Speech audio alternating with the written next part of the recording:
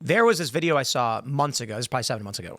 I was on YouTube, and there was a video, and it was Tim Pool debating Cenk Uygur, which I'm like, when? Like, because we did it here. Someone took clips of me from a random show and clips of Cenk from a random show, put them together to make it sound like we were debating, and got like 50,000 views. And so that is one phenomenon where the question is, what happens to society when this is rewarded, and it is, and what drives a person to do it? What are the motivations? I think we can infer those, but it's interesting to discuss. And then after that is, what happens when someone can just AI generate the debate in 2 seconds that will get the desired reaction from the desired tribe? So, well, the healthy response to anger is to seek justice and demonstrate boundary setting behaviors.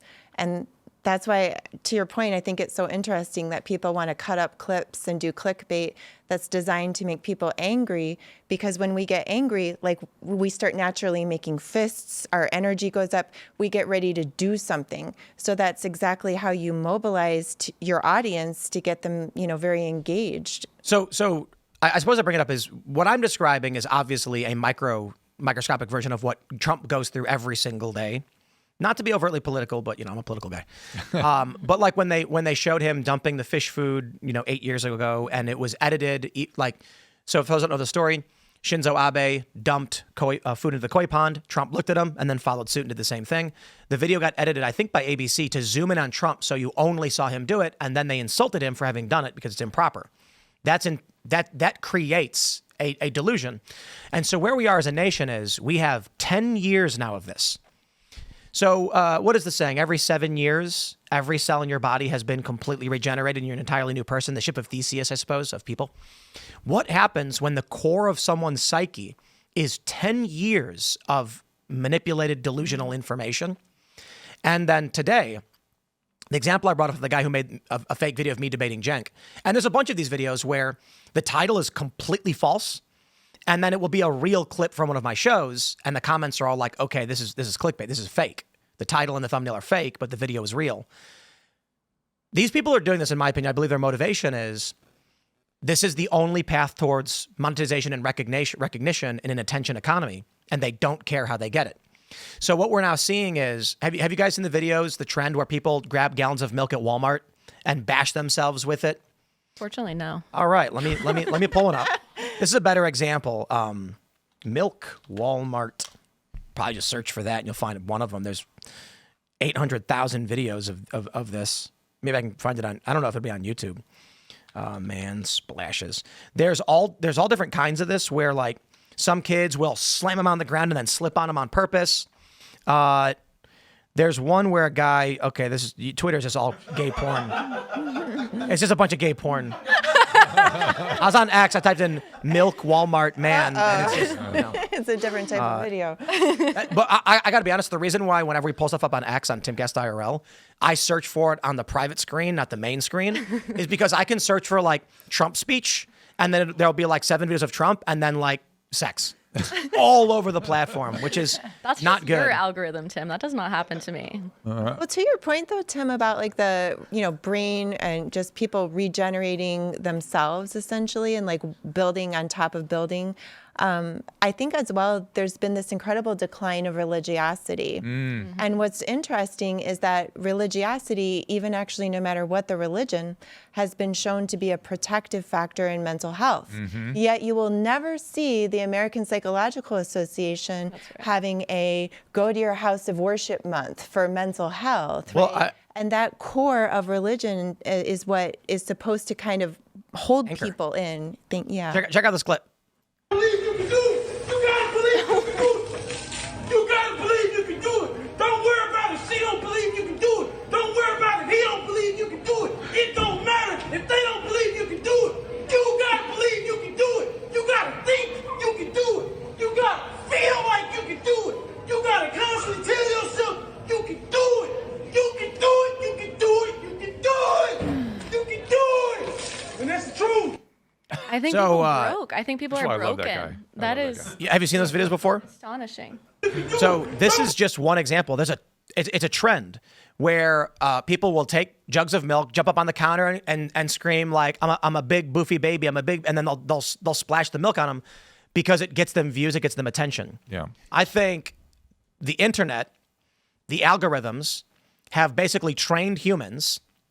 This is how you get attention, fame, and money. Yeah. And so now you're getting all of this just absolutely psychotic behavior from humans who are desperate for this. Yes. And kids are going to grow up watching it. I said before, I think we're cooked, and I'll add to this. When kids were being masked in schools and schools were being shut down, we're now seeing the aftermath of this, where teachers are saying the fifth graders can't read. Yep. There was one person as a high school teacher saying these kids literally can't read. They struggle to read at all. They can't read faces either. They can't read faces because of the masks. So they stare at you while you're talking. They can't understand what you're saying. Mm-hmm. Now you have stuff like this. You know, let me be optimistic in how bad it is. The people who are weak-willed will perish, and those of strong mental fortitude and will make it through. But this is going to be a great downturn. Yeah, especially with AI. You Yep. see the quality of academic work going down too. And if you go on AI and use it to talk to it, you could see how a kid might actually develop a relationship with that. Oh, and in yeah. fact, they're trying to do that already. There's I forget what it's called, but there's a company that is now selling AI companion bots to schools because the schools don't have enough funding for counselors. And I tried some of these AI therapy bots for a while, and two of them just straight up asked me if I wanted to be more than friends. Yeah. Yeah. Wow. It's getting so weird. It's getting really weird. And then they're going to make robots. And then so already, this is crazy. This is a year ago or two now. There's a video game called Skyrim. I don't know if you guys are familiar with it. In the game, your character, it's a first-person game where you can get swords and you have magic and you throw fireballs. You can get companions. Someone modded the game to connect ChatGPT to the female companion. Oh, God. So with a headset on a microphone, you can now speak to the companion and have a seemingly infinite number of interactions as if it's a real person. It used to be when the game came out, you'd walk up to the person, press X or whatever, and then you'd get a dialogue option. You could say one of 5 things, and they would give you a handful of responses. Now with ChatGPT plugged in, you would just say literally anything you want. What do you feel like eating? And then the AI companion says, I'm not quite sure. Perhaps we can get some elk. Yeah. People are so my prediction was within a year or two, maybe less, it could happen literally now if someone wanted it to happen. People are going to have server-based real-time relationships. These apps that people have where you can sext with a robot, it's just a chat bot texting you, and there's an avatar of a female on it, whatever. But they could, if they wanted, right now, develop a video game or whatever program on your computer where you could actually have an app on your phone and call this AI personality, and it could store your relationship on the hard drive, and you can say, "Hey, babe, what are you doing?" And it could this person, this woman, fake AI person, can exist in any reality. What I saw from the Skyrim thing, I think the future of video gaming is going to be, you're going to turn the game on. The game could probably itself be AI generated rapidly, but that's another whole other point. But the characters in the game will act like they know you, will share memories with you.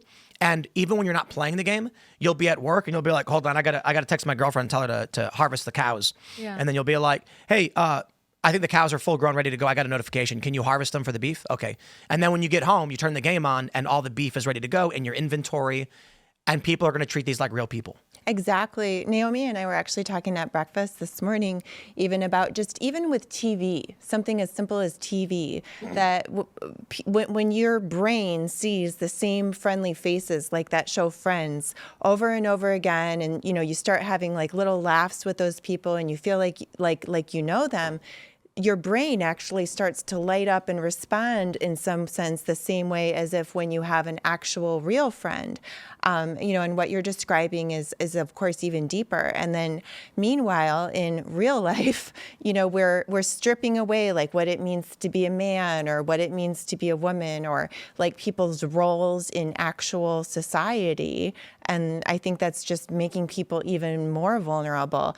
Not to mention, of course, there's a huge monetization advertising machine that is behind this AI robot stuff. Like the more that they can get you hooked, like next thing to Naomi's point about the apps, you're paying $9.99 a month. What happens too because if you use these AI robots, they affirm pretty much anything that you say. And who is the type of not to be rude, but like who is the type of person who is going to be inclined to have a video game girlfriend? Like probably people who are already mentally vulnerable. And now we're going to go and see, just like that. It's like those people are susceptible to this. And now we're just going to abandon them and let them live in delusion and let their AI girlfriend bring them deeper into delusion. That's Tim's like plan. What I think what responsibility do we have? But though? the current psychology framework says that it's arrogant of us to interfere with them, and who are we to impose that on them? right. So I just clicked a link that was on Google. It says guy dumps milk on himself at Walmart. And here is just 12 videos of the exact same thing of random people grabbing milk at Walmart and smashing themselves with it. I think these people should all be involuntarily committed. That's the whole thing, exactly where we're going, is that committing people or like labeling them as mentally ill or mentally incompetent is now coming to be seen as stigmatizing them. Right. And then, of course, when we also don't require them to be responsible to pay for their own housing, their own food, and we say like, well, there's got to be a basic income. We're, divorcing rights and responsibilities, and we think we're doing something compassionate, but it's actually enabling, I think, the unraveling. Look at this. Do not commit suicide, even if you get bullied. Do not commit suicide, even if you feel like you can't handle that situation. So one thing that I talked quite a bit about, I covered, this is going on 7 years ago, was Elsagate. You all familiar with Elsagate? No. In 2018, YouTube had this problem where I remember. Yep. So as a new father myself, we went out to get hot pot yesterday. You guys ever have hot pot? Shabu shabu? Amazing. You get a boiling pot of soup and then you get a bunch of meat. So fun. But unfortunately, the baby was upset because we weren't paying attention to her. And so every time we went to go eat, she'd cry. And then if we paid attention to her, she would smile and giggle. Because babies want attention. That the child is trying to learn. What parents do now, and we won't do this, is they just put the tablet in front of the baby and then go about their business. Evil.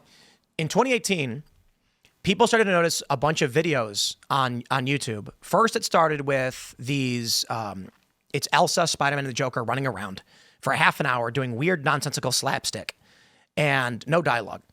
And people noticed that they'd have millions of views and the comments would all be gibberish. Nobody understood why that was happening, and it was very strange. There were a bunch of wild theories about YouTube, algorithm stuff. People started to figure out, wait a minute, YouTube is auto-recommending these videos to babies because the parents would press play on an Elsa video singing, hand the tablet to the baby and leave, and the video would then autoplay anything with Elsa in it. And the reason there was gibberish is because the babies were smacking the screen. What happened, though, is there started to emerge these computer-generated, automatic, procedurally generated videos that these companies would make tens of thousands of them, upload them, and then based on the reaction to the YouTube algorithm, the program would make more of those videos. So let's say you made 5 videos and one was, it's red, blue, green, white, brown, or whatever. And then the video of green gets 10,000 views and the rest get none. The computer program would say, more green. The next video is 5 shades of green. And what ended up actually happening was it starts with Elsa, and then it would make a bunch of videos. It turned into thumbnails of children eating feces, drinking urine out of urinals, stabbing each other, procedurally generated videos of Peppa Pig being gutted and disemboweled. And babies were watching this because parents just handed the tablet off and didn't know. YouTube panicked when the story broke. Eventually, I think the Wall Street Journal picked it up.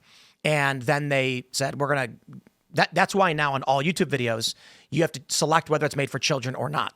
And if you say it is, it gets like heavily monitored, restricted, and demonetized and things like that. Well, I just want to say to parents, even if it is, quote, safe for kids, please. But it gets worse.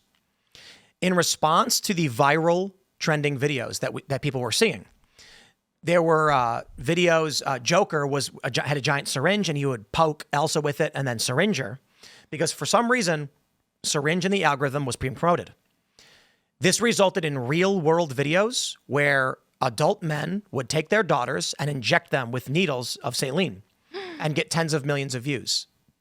So you had first it starts with Elsa, then it starts with people imitating Elsa, then it starts with children are watching whatever will be generated. So these programs, one of the videos I like to show is Hitler, but he's got a female body with breasts doing Tai Chi as a family from India sings the Finger Family nursery rhyme. They were getting millions of views and making millions of dollars. YouTube starts banning these things, but the computer-generated programs resulted in humans seeing what was successful and replicating it in the real world. And this created this delusional set of content that was derivative of this hodgepodge. The after effect that I see now is we talk about how COVID and the school shutdowns made it so kids can't read. There are now going to be 9-year-olds today who spent months watching this diluted content of babies eating feces out of toilets. Wiring around it. And so what's going to happen to them when they're getting older? What proclivities will they have? What rights will they demand? What's going to happen when someone comes into therapy and says, this is what I want. I want to stick syringes and drink urine from urinals, and they won't let me. How do we help people who are this wired improperly because of the machine? Well, I mean, I think that to Dr. Drew's earlier point, there's exposure therapy and, wanting to kind of rewire, re-stimulus, people. But I mean, I think it's also we have to keep kids away from screens, to your point, and to the point of the corruption of all of these medical bodies, that many of us have been wired and trained to trust. I think it was the American Pediatric Association a few years ago that revised its guidelines for 2-year-olds to say a certain number of hours of screen time a week was okay for kids up to that age. But then when pressed about it, they acknowledged that they understood there's really no good amount of screen time, but they just didn't think that it would be practical for parents to keep their kids away from screens. Which is look at these nuts. images. Oh, yes. It's so and disturbing. these are not even the worst examples. Yeah. Thanks for watching this clip from the Culture War podcast. We're live every Friday, 10 a.m. to noon. So subscribe and come hang out.